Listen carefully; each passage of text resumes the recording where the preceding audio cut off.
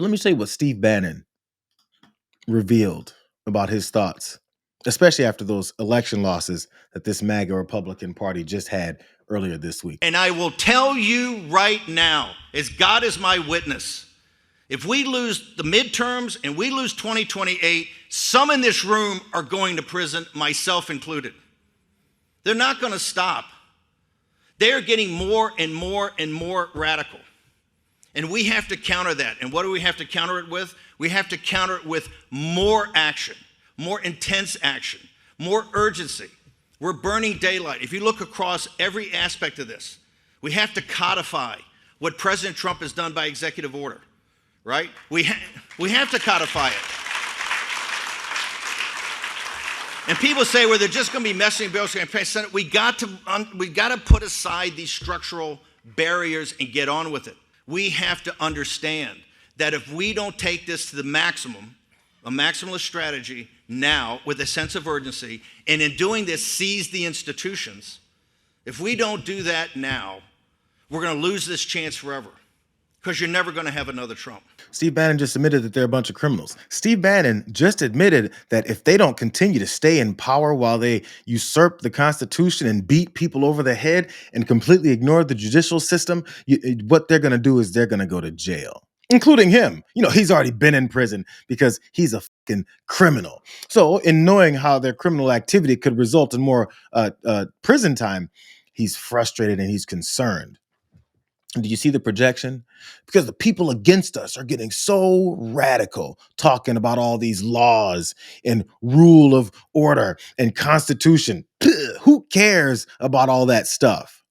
That's radical now. So in response to that radical approach of, law and order, then he says we have to do more things. Do you see how the projection works? You heap all that on your political opponents and say that they're being radical. And then your response to that nonsense of empty rhetoric is that you have to be radical.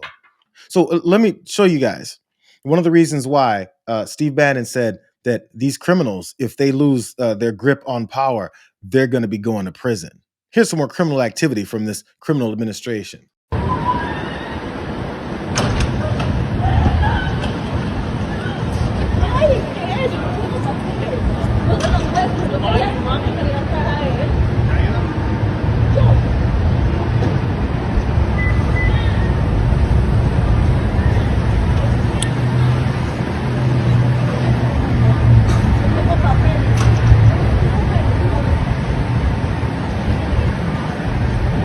It was the scene of an arrest, a detainment of this daycare teacher in Chicago. Her name is Diana Patricia Santillana Gaiano. Ooh, so many names that I'm messing up.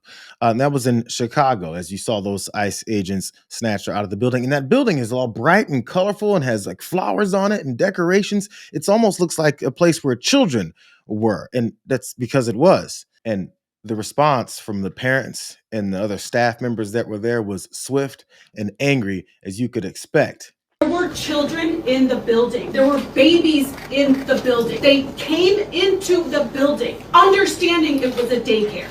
They did not have a warrant. My name is Maria Guzman. I am, as the representative said, a parent at Gallito de Sol, and I am a proud daughter of immigrants of this country. And what has happened today is a violation of our rights. It is a violation of these children's rights. It is a violation of these teachers' rights who have a right to work in this country. What they are doing is terrorizing our community, terrorizing our culture, and it is absurd and horrific that they have now targeted our daycare centers. Are folks not concerned about this? This is horrific. They have crossed a line. Our schools, our libraries, our churches should be safe places for our children. As parents, what do we tell our children? That those who are in law enforcement are folks who they should be scared of? How is that okay with folks who are watching this? If they are coming after all of our children, we all need to activate and ensure that this is something that does not continue happening. And we need all of you who are not part of this community to join us. Apparently, that's being radical, according to Steve Bannon.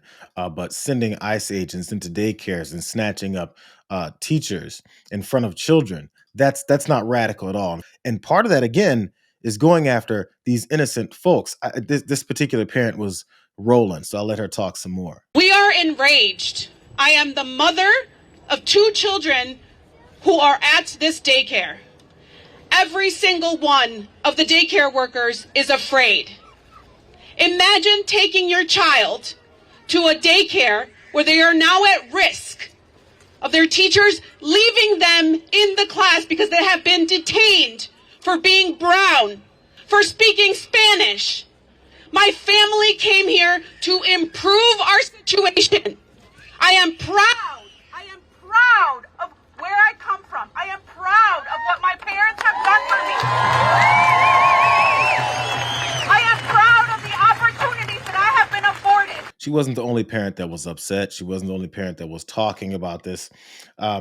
Which group is this? This is Breakthrough News. They did a breakdown as well of some of the things that these parents saw, some of the experiences that went down, and also how these ICE agents acted. My daughter is 4. I don't know how to talk to her about this, honestly.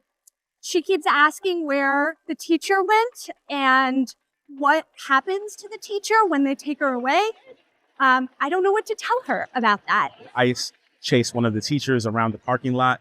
And then when the teacher tried to go inside the school, which is a private business that has a sign that says patrons only, the ICE agents then went into the building and then drug her out of that building. We are really mad.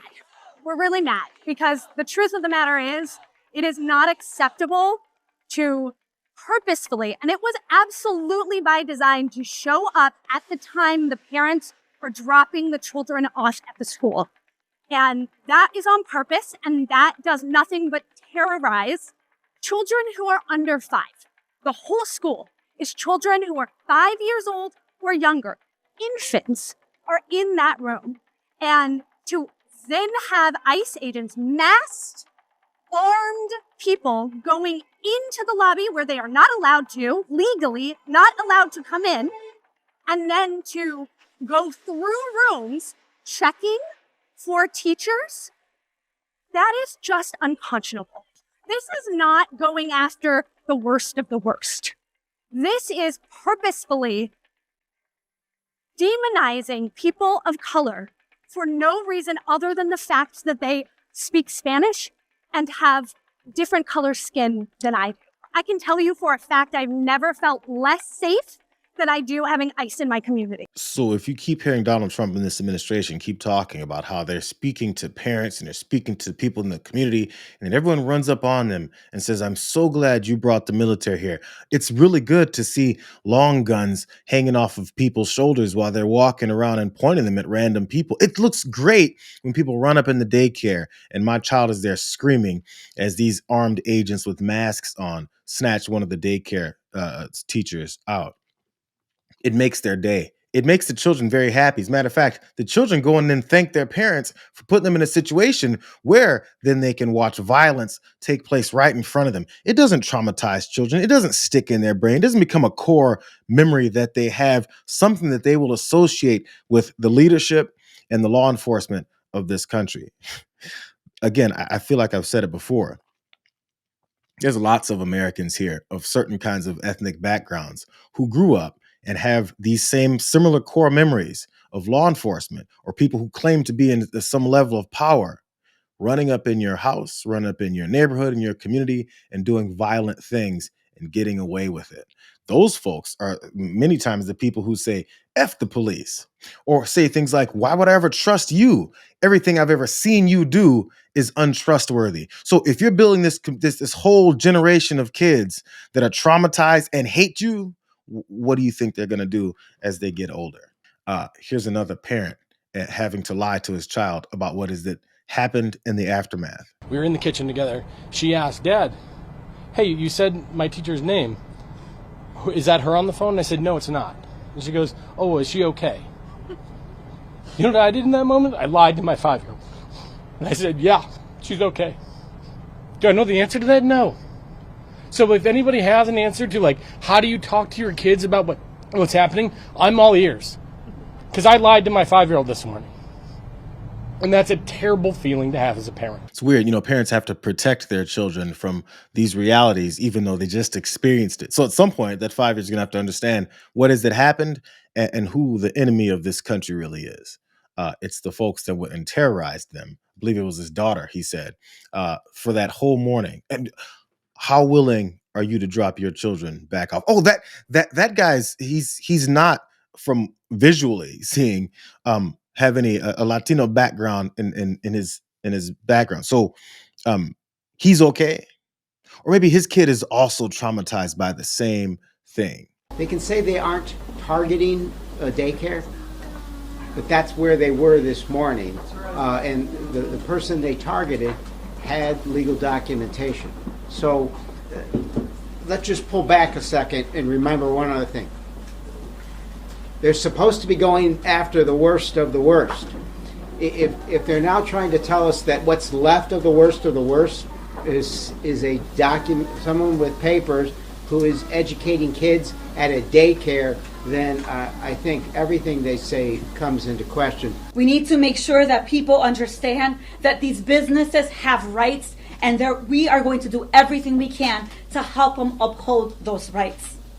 Those agents not just rushed in, they went in other rooms. Sorry that I'm stuttering because I'm still living the footage that I saw. They didn't just walk in chasing one person. They went into multiple rooms asking and looking for teachers while children were present. Don't let them lie to you when they keep telling you that this was some targeted attack coming after this one woman, and they found whatever it is that they wouldn't tell her that they've gotten, and then run up in this school. As then Representative Delia Ramirez pointed out there, they then went through the school with their big guns out, looking for anybody else.